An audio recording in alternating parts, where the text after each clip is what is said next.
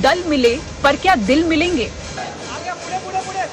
INDIA गठबंधन की बैठक के लिए विपक्ष के दिग्गज नेता मुंबई पहुंच गए हैं। पटना, बेंगलुरु के बाद मुंबई में ये तीसरी बैठक है।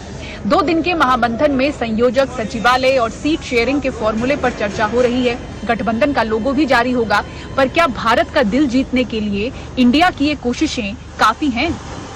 आज यहाँ पर आप लोगों के एजेंडा में क्या कुछ नहीं, बैठक होगी और आपको पता है अगस्त के महीने में ही पिछले बार जब हम लोगों की सरकार बनी थी बिहार में, तभी ये हम लोगों ने बात कही थी कि देश भर के ऑपोजिशन को एक करना। अब तीसरी बैठक बॉम्बे में है, तो काफी अच्छे रिजल्ट्स आएंगे और आने वाला जो चुनाव होगा उसको देखते हुए हम लोग जो है निर्णय जो है वो लेंगे कि आगे कैसे हम लोगों को बढ़ता है। कोऑर्डिनेशन कमेटी को लेकर कहा जा रहा है कि फैसला किया जाएगा। बहुत सारी चीजें एजेंडा है, वो आएगा सामने। आगे का क्या एजेंडा रहेगा इस गठबंधन का, कौन से वो मुख्य मुद्दे हैं और कौन से वो मुख्य समाधान है उन मुद्दों के जो लेकर हम जनता के बीच जाएंगे। जनता के बीच कैसे जाएंगे? पब्लिक रैली करेंगे या एक एक देश के नागरिक का, हर परिवार का दरवाजा खटखटाकर एक बेहतर भारत, एक भारत देश को कैसे आगे तरक्की की राह पे ले जाया जाए, उसका ब्लूप्रिंट सामने रखेंगे। इन सारी चीजों पे विस्तार से चर्चा होगी। जैसे इतिहास मुंबई ने रचा था डू और डाई मूवमेंट कर अंग्रेजों के खिलाफ, वही ऐसा ही एक नारा देकर हम इंडिया अलायंस के जो भी मेंबर्स हैं एक साथ आगे बढ़ेंगे और भारतीय जनता पार्टी का जो करप्शन है, भारतीय जनता पार्टी का जो ध्रुवीकरण है, भारतीय जनता पार्टी का युवाओं के खिलाफ जो काम रहा है, महिलाओं के खिलाफ काम रहा है, किसानों के खिलाफ काम रहा है, हम उसकी लड़ाई लड़ेंगे। मुंबई में एक और 28 दल एकता दिखा रहे हैं, तो दूसरी ओर गठबंधन के चेहरे पर कईयों की दावेदारी है। मुंबई की सड़कों पर देश मांगे नीतीश के ये पोस्टर छाए रहे। एयरपोर्ट पहुंचते ही विपक्षियों का जोश देखने लायक था, लेकिन पीएम उम्मीदवार पर सवाल पूछा गया तो कहते हैं कि इसकी जरूरत ही नहीं, क्योंकि लड़ाई तो सामूहिक है।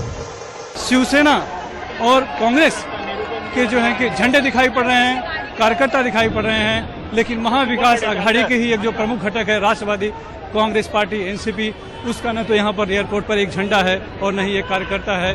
हालांकि चेहरे के तौर पर शरद पवार जरूर इंडिया अलायंस की बैठक में एक चेहरा बने हुए हैं राष्ट्रवादी की तरफ से, लेकिन उनके लोग यहाँ पर फिलहाल नदारद हैं। कितने बार घोषित कर चुके हैं, देश के संविधान को बचाना, जनतंत्र को बचाना, संवैधानिक अधिकार और गारंटी जो संविधान देता है हर नागरिक को, उसे लागू करवाना, वो करना है तो भाजपा को सरकार से दूर रखना।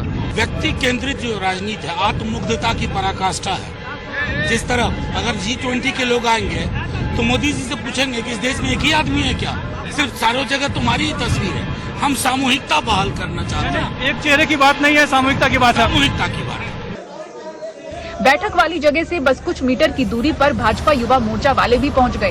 राहुल गो बैक के नारे लगाए, उद्धव ठाकरे को घुंघरू भेंट किए। सबसे पहले ये भूमि वीर सावरकर जी, छत्रपति शिवाजी महाराज जी की है, जिनका वो बारंबार अपमान करता रहता है। सबसे पहले उसको कहीं आपके मीडिया के माध्यम से कहना चाहूंगा कि आप वीर सावरकर जी का और छत्रपति शिवाजी महाराज जी का जो आपने अपमान किया, उसके ऊपर पहले माफी मांगिए, तभी युवा मोर्चा आपको मुंबई में आने देगा, वरना हम कल भी इसी तरह से उतरेंगे। और राहुल गांधी के विरोध के साथ साथ आप देखें इनके हाथों में घुंघरू है।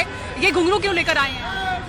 जो ममता बनर्जी ने सरेआम हिंदुओं का कत्ल कराया था, कल उसके लिए हमारे माननीय श्री उद्धव साहब ठाकरे ने रेड कारपेट बिछाया हुआ था।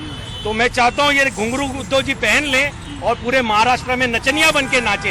ये बीजेपी युवा मोर्चा की तरफ से उद्धव ठाकरे को गिफ्ट है और हम ये घुंघरू उनको पहनाएंगे। ग्रैंड हयात में उद्धव ठाकरे ने विपक्षियों के लिए स्नेह भोज का आयोजन किया, तो कभी उन्हीं के साथ ही रहे मुख्यमंत्री एकनाथ शिंदे ने भी महायुति गठबंधन सहयोगियों के लिए डिनर की मेजबानी की। आगामी लोकसभा चुनाव की तैयारियों के जायजे के लिए बीजेपी के नेतृत्व वाले एनडीए की शुक्रवार को NSCI में समीक्षा बैठक होगी। नाम रखा गया है मिशन 48। मुंबई से रौनक कुकड़े, सोहित मिश्रा और सुनील सिंह के साथ ब्यूरो रिपोर्ट, NDTV इंडिया।